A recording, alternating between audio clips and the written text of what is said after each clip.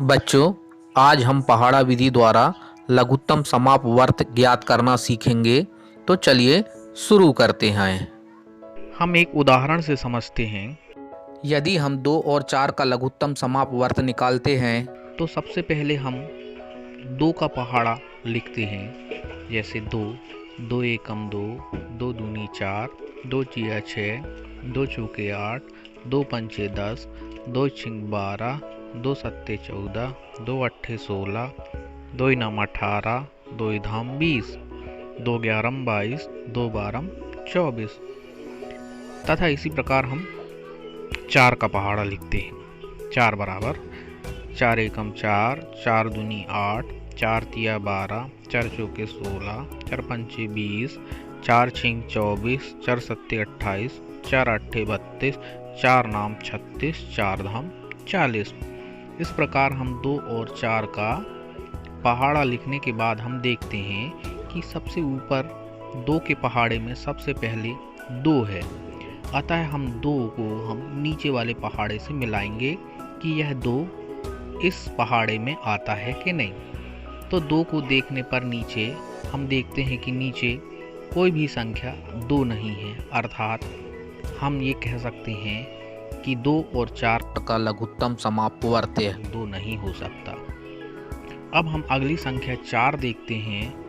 4 देखने से देखते हैं हम 4 को कि यह 4 नीचे वाले 4 के पहाड़े में है क्या।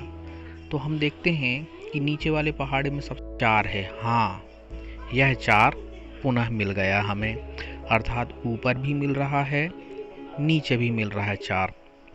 तो यह सिद्ध होता है कि 2 और 4 का लघुत्तम समापवर्त 4 होगा, क्योंकि यह सबसे पहले है, इसलिए इसे हम 2 और 4 का लघुत्तम समापवर्त मानेंगे। अर्थात 2 का भी भाग हम 4 में दे सकते हैं। 2 दूनी 4। इसी प्रकार से नीचे वाले संख्या 4 का भी भाग हम 4 में दे सकते हैं। 4 एकम 4। अतः 2 और 4 का लघुत्तम समापवर्त 4 होगा। अगला प्रश्न। अब हम 2, 4 तथा 12 का लघुत्तम समापवर्त निकालेंगे। तो सबसे पहले हम वही 2 का पहाड़ा लिखेंगे, फिर 4 का पहाड़ा लिखेंगे, फिर 12 का पहाड़ा लिखेंगे। अब हम लघुत्तम समापवर्त निकालने के लिए हम सबसे पहले सभी पहाड़ों में से सबसे ऊपर 2 का पहाड़ा है, तो 2 का पहाड़ा में सबसे पहले संख्या 2 है। अब यह 2 को नीचे वाले पहाड़ों से मिलाते हैं कि यह मिलता है कि नहीं। तो हम 4 के पहाड़े में देखते हैं तो 2 नहीं मिलता है, और 12 के पहाड़े में भी देखते हैं तो 2 नहीं मिलता है। अतः यह लघुत्तम समापवर्त 2 नहीं होगा। इसी प्रकार से अब 2 के बाद हम 4 को देखते हैं।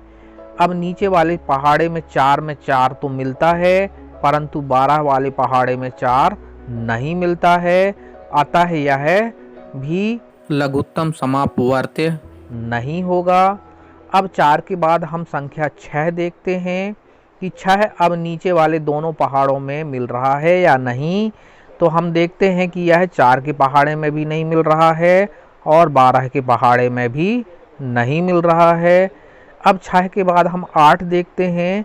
8 4 के पहाड़े में तो मिल रहा है, परंतु 12 के पहाड़े में नहीं मिलता है। अतः यह 8 भी लघुत्तम समापवर्त नहीं होगा। 8 के बाद हम 10 को देखते हैं। 10 अब 4 के पहाड़े में भी 10 नहीं है, और 12 के पहाड़े में भी 10 नहीं है। अतः यह 10 भी लघुत्तम समापवर्त नहीं होगा। संख्या 10 के बाद 12 को देखते हैं। नीचे वाले 4 के पहाड़े में 12 है, और उसके बाद 12 के पहाड़े में भी हम सबसे पहले 12 को देखते हैं, तो यह 12 प्राप्त होता है। अतः तीनों पहाड़ों में हमें 12 प्राप्त हो रहा है। अतः 2, 4 और 12 का लघुत्तम समापवर्त 12 होगा। क्योंकि यह तीनों में कॉमन है और सर्वप्रथम तीनों में मिल रहा है। अतः उत्तर 2, 4 और 12 का लघुत्तम समापवर्त 12 होगा। अब लघुत्तम समापवर्त की परिभाषा। 2 या 2 से अधिक संख्याओं का लघुत्तम समापवर्त वह छोटी से छोटी संख्या है जो उन संख्याओं से पूरी विभाजित हो जाती है। जैसे 4, 8, 12 का लघुत्तम समापवर्त बराबर 2 गुणित 2 गुणित 2 गुणित 3 बराबर 24।